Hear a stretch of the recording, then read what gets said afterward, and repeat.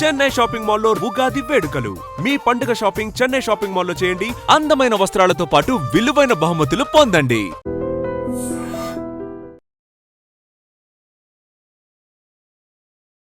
నమస్కారం, welcome to I dream. ధర్మ మార్గం విత్ విస్తా కార్యక్రమానికి స్వాగతం.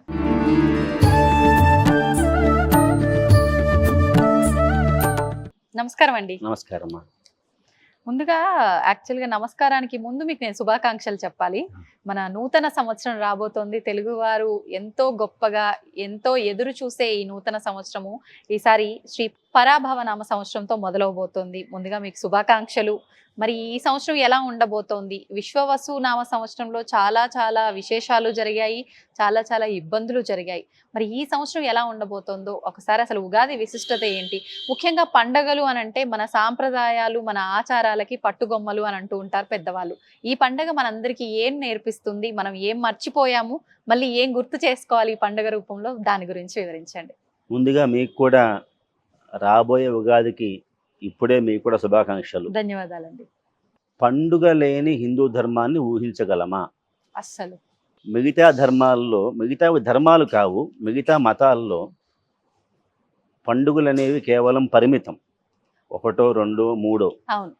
కానీ మన ఏదైతే భారతీయ సంస్కృతి పరంపరలో, జీవన విధానంలో, సనాతన ధర్మంలో పండుగ ఎందుకోసం ఉంది అంటే మన జీవితాన్ని, అంటే పక్వం కాకుండా ఉన్న లేతగా ఉన్న జీవితాన్ని పండుగ మార్చుకోమని చెబుతోంది పండుగ. కాబట్టి ఏదైనా సరే, ఏ పండగ అయినా సరే ఏమి ఇవ్వాలి అంటే చివరికి ఆనందాన్ని ఇవ్వాలి, ఆనందాన్ని కోరుకోవాలి. ఎప్పుడైతే ఆనందం కోరుకుంటామో అది ఏమవుతుంది అంటే మోక్షం అవుతుంది. అంటే నిత్య జ్ఞానం అనంతం బ్రహ్మ అని మనకి వేదాంత శాస్త్రం చెబుతూ ఉంటుంది. ఆనందో బ్రహ్మేతి బిజానాత్. బ్రహ్మ అంటే వేరే ఇంకో ఏదో కాదు, అంటే బ్రహ్మ అంటే చతుర్ముఖ బ్రహ్మగారు కాదండి. ఇక్కడ బ్రహ్మస్వరూపం ఒకటి ఉంది, ఎవరికి అంతు చిక్కంది. ఎలా ఉంటుంది అది అంటే అది ఎప్పుడు ఆనందంగానే ఉంటుంది. ఆ ఆనందాన్నే కోరుకుంటాడు మనిషి అనేవాడు. ఎప్పుడైనా సరే బాధ కావాలి అని కోరుకోడు. కానీ జీవితంలో మీరు చెప్పిన ఈ ఉగాది పండుగ ఏదైతే ఉందో ఇది ఏం చేస్తుంది అంటే సుఖ దుఃఖాల మిశ్రమం, కలయిక. ఎప్పుడు సుఖమే ఉంటే ఏమవుతుందండి, భగవంతుడి మీద దృష్టి పోదు. అంతే. ఆయన అవసరం మనకి నాకు పెద్ద ఆయన అవసరం ఏముందిలే అనే భావనలోకి వస్తాడు. భాగవతంలో అంటుంది కుంతీదేవి, కృష్ణ నాకు నువ్వు దేశాన్ని అనుసరించి కాలాన్ని బట్టి అప్పుడప్పుడు కాస్త నువ్వు కష్టాన్ని నాకు ఇస్తూ ఉండు అంటుంది.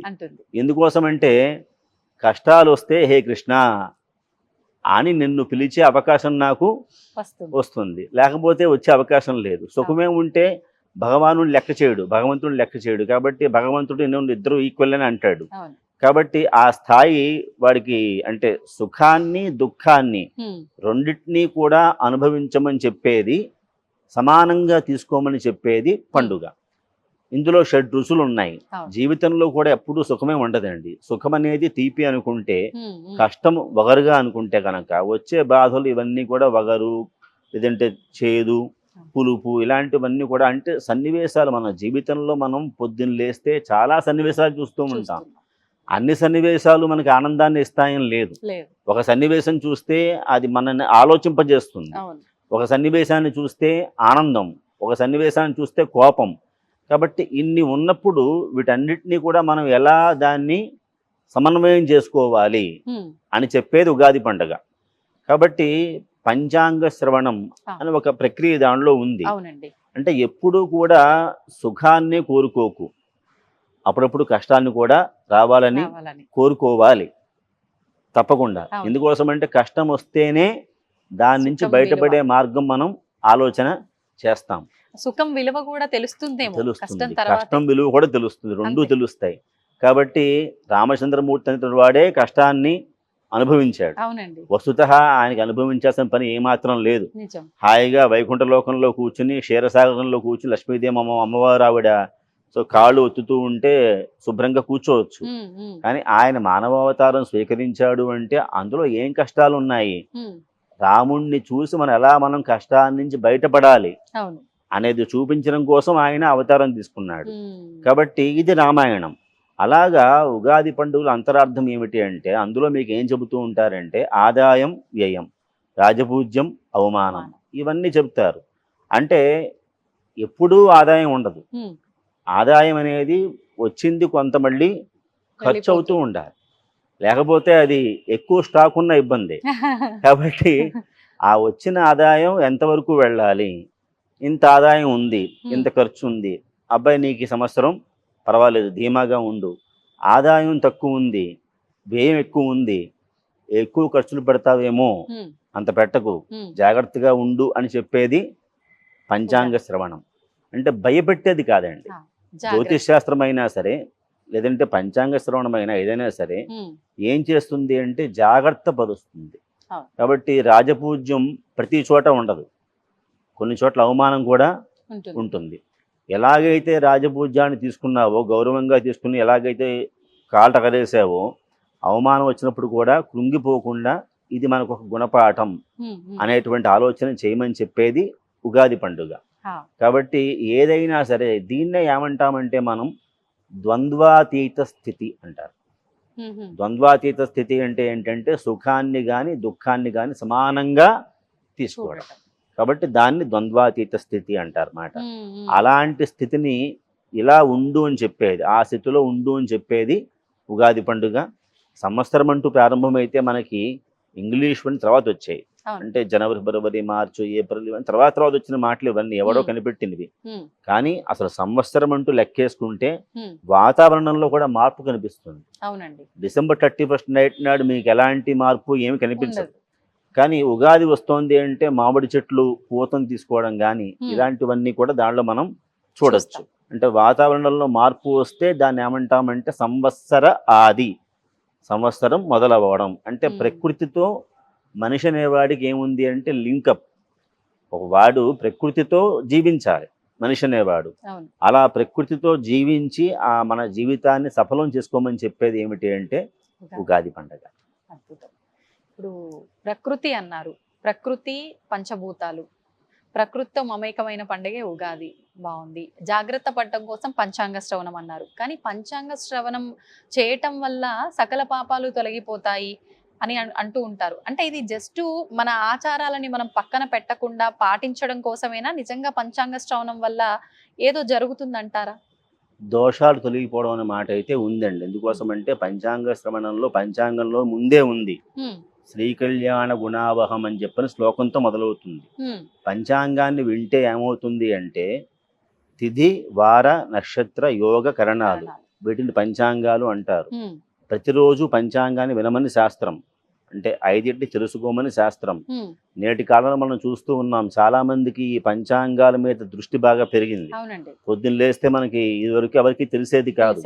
ఈవేళ పొద్దున్న లేస్తే వాట్సాప్ ఓపెన్ చేస్తే గ్రూపుల్లో వాటిల్లో దినవారీ రోజువారీ పంచాంగం వచ్చేస్తోంది, ఈ రోజు తిథి ఇది అని చెప్పారు. అంటే దాన్ని ప్రమోట్ చేయాలి, సంస్కృతిని సంప్రదాయాన్ని నలుగురికి చెప్పాలి అనే ఆలోచన అయితే వచ్చింది.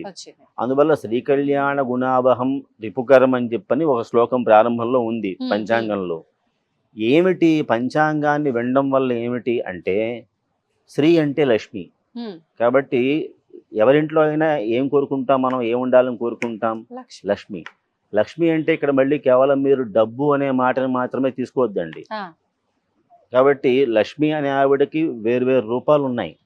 కాబట్టి అందులో సంపద ఉండి ఏదో లగ్జరీ కార్లు ఉండి బిల్డింగ్లు ఉంటే లక్ష్మి కాదు.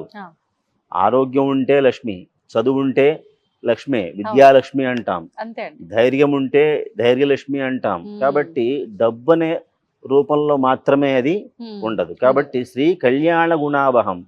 కళ్యాణం అంటే ఏమిటి అంటే శుభము. ఎప్పుడైనా మనం ఏం కోరుకుంటామండి? ఎప్పుడైనా శ్రీరస్తు, శుభమస్తు, అవిఘ్నమస్తు అంటాం తప్ప విఘ్నమస్తు అని చెప్పాం, అవిఘ్నమస్తు అంటాం, శుభమస్తు అని చెబుతాం.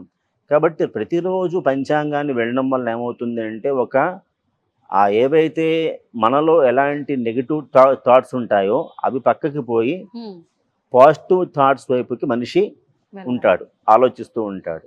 ఎప్పుడైతే ఆలోచిస్తూ ఉంటాడో ఆటోమేటిక్గా ఏమవుతుందంటే వాడికి ప్రతి వే కూడా పాజిటివ్ వేగానే వాడికి మారుతుంది. అంటే ఈనాడు నాకు ఇవాళ ఇలా బాగోలేదు అని తెలుస్తోంది ఉమ్, అంటే వాడికి ఏమున్నట్టు అక్కడ జాగ్రత్త పడే అవకాశం వాడికి అక్కడ ఉంది. ఉన్నట్టు.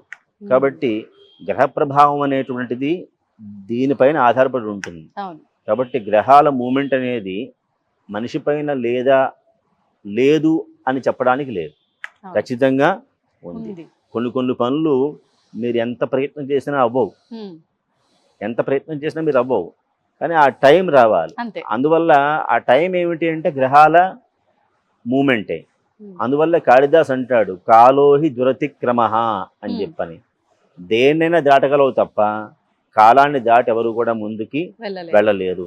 ఆ కాలాన్ని నిర్దేశించేది ఏమిటి అంటే గ్రహాలు, నక్షత్రాలు, ఈ ఏవైతే తిథి వార నక్షత్ర యోగ కరణాలంటే వీటిని తెలుసుకోవడం వల్ల మీకు ఏం వస్తుంది అంటే ఏదైతే ఖగోళ శాస్త్రం ఉందో ఆ వైజ్ఞానిక శాస్త్రం అది కూడా మీకు ఇది తెలుస్తుంది. తెలియజేస్తుంది. కాబట్టి ఒకటే కాదు, ప్రయోజనం పలు విధాలుగా ఉంటుంది. ఉమ్.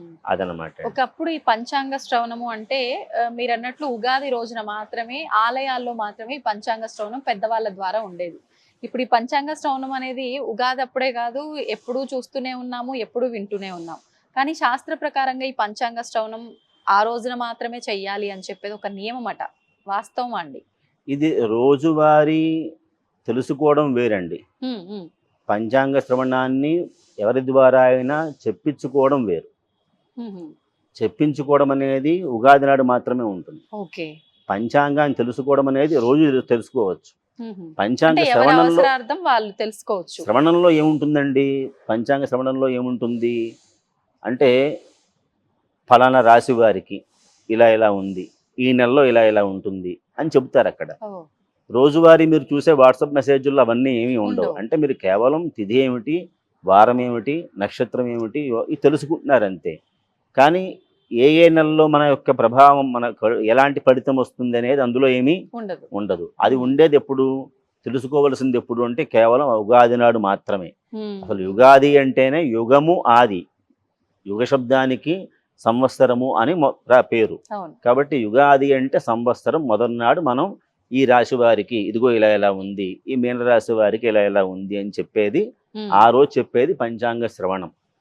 ఇది మనం రోజు చూసేది పంచాంగ జ్ఞానం మాత్రమే, ఓ, కొంత అవగాహన మాత్రమే. అవగాహన రోజు చేసేది. మాత్రమే.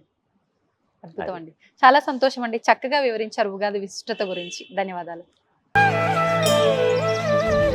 దీన్ని తవ్వండి, తవ్వుతూనే శివలింగం. పరమాత్మకు జీవా సరే దాన్ని అట్లా కప్పేసేయండి, చూపించదండి. Krishna is there.